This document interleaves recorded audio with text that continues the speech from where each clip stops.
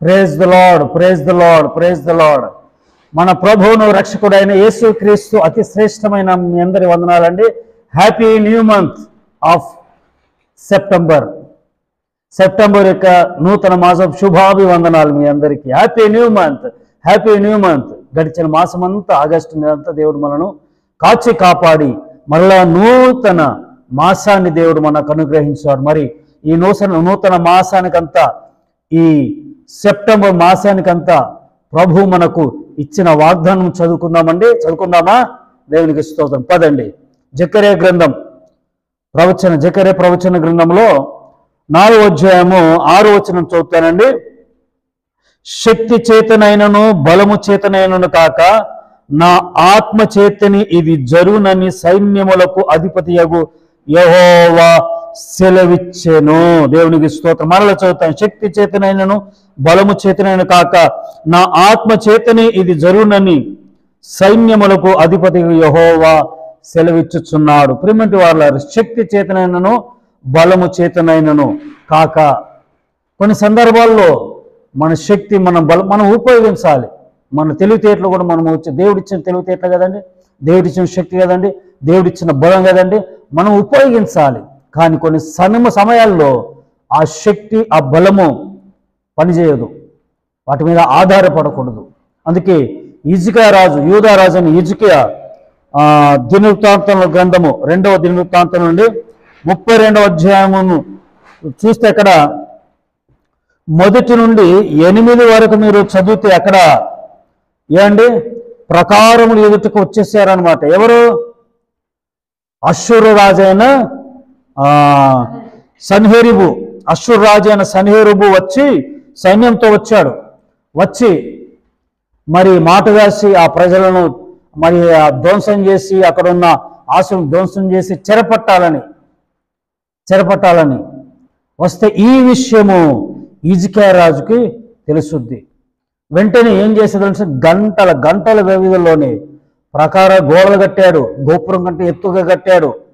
అక్కడ ఉన్న అధిపతులను రాజు పిలిచి అధిపతులను, సేనాధిపతులు అందరిని పిలిచి, సో అండ్ సో ఇదిగో ఇలా జరగబోతుంది, ఇలా వచ్చేసారు, అశ్షూరు రాజు సైన్యము మన మీదకి దండెత్తి వచ్చేసారు.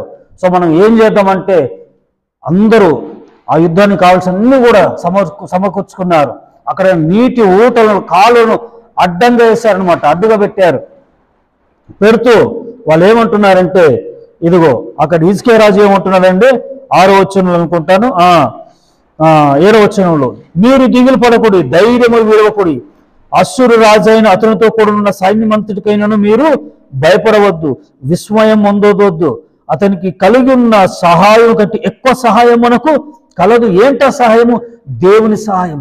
ఏంటా సహాయం అంటే దేవుని ఆత్మ సహాయం. ఏంటండి?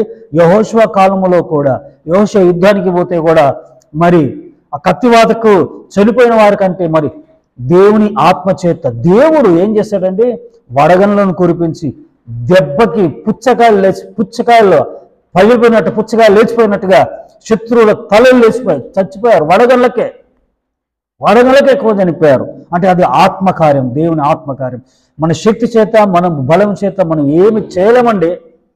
ఈ మాసంలో తన ఆత్మ ద్వారా మీ జీవితంలో, మీ కుటుంబంలో దేవుడు గొప్ప కార్యాలు జరిగించబోతున్నాడు. చివరిగా చూడండి, మాంస సంబంధమైన బాహు అతనికి అండ, మనకు సహాయం చేయుటకు, మన యుద్ధములను జరిగించుటకు మన దేవుడని యెహోవా మనకు తోడయున్నాడని చెప్పగా జనులు యూదారాజని హిజ్కియా చెప్పిన మాట యందు నమ్మిక యుంచిరి. స్తోత్రం.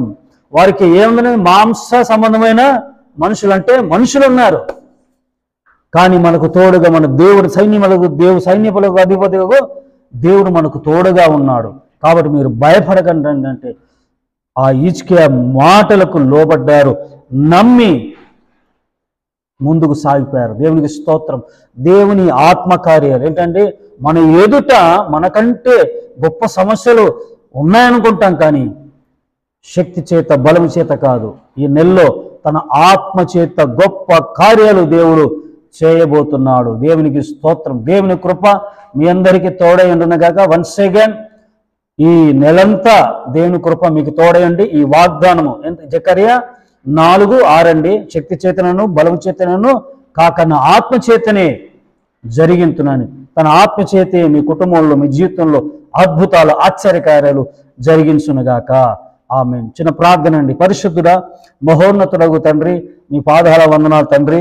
అయ్యా, గడిచిన నెలంతా మమ్మల్ని కాచి కాపాడి ఈ సెప్టెంబర్ మాసమును మాకు అనుగ్రహించే వందనాలు. ఇచ్చిన వాగ్దానం బట్టి నేను స్తుతిస్తూ శక్తి చేత బలం చేత కాక నీ ఆత్మ చేతనే కార్యాలు జరిగించమని ఈ నెలంతా బిళ్ళ ప్రభావిత నీ ఆత్మకార్యాలు జరిగించి మహిమ పొందమని యేసు నాను ప్రార్థించి వేడుకుంటున్నాను తండ్రి. ఆమేన్, ఆమేన్. ఈ మాసములో పెళ్లి రోజులు పుట్టినరోజు జరుపుకుంటున్న ప్రియులందరికీ దేవుని కృప తోడయ్యను గాక. God bless you all. May God bless our India. Praise the Lord అండి.